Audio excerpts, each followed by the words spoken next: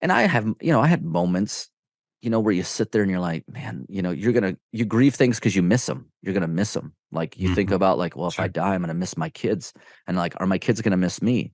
And then you wonder like, did I give them anything to miss, about me? Was I a good dad? Did I do what God Right. wanted me to do? And for me, it's been a blessing.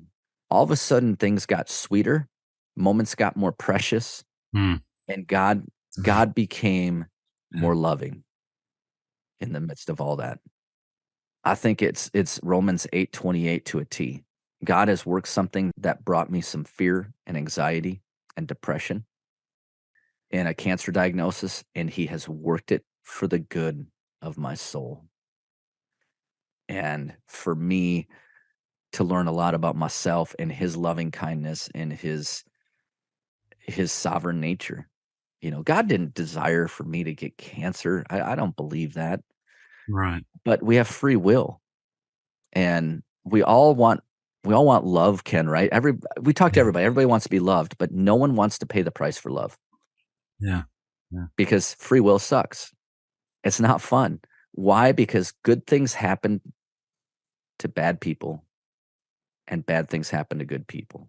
Because the truth of the matter is, because of free will, we're left to our own devices and we make dumb choices as a world, and Mm. those affect other people. And that means people suffer for that.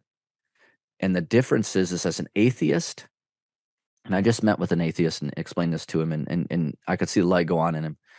As an atheist, when we suffer, it's for no reason.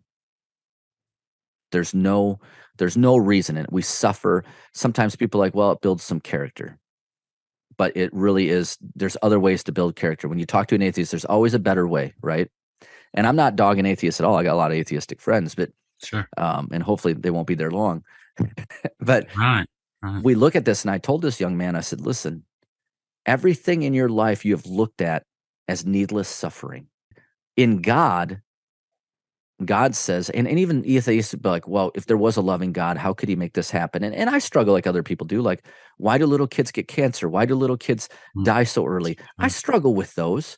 Yeah. But the truth of the matter is, there's some answers we don't have, but the honest answer is free will.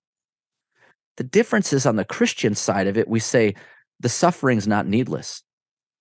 God can work it for the good. And what does the good mean? Through our suffering, we can be built up. In our suffering, we learn how to rely on God. In our suffering, we can be a testimony to other people around us and be a beacon of light and hope.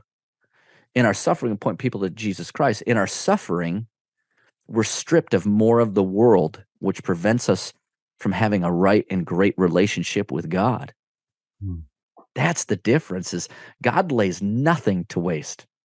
That's what I love about God. That's what I love about Jesus. That's what I love about the Holy Spirit working in me is they lay nothing to waste.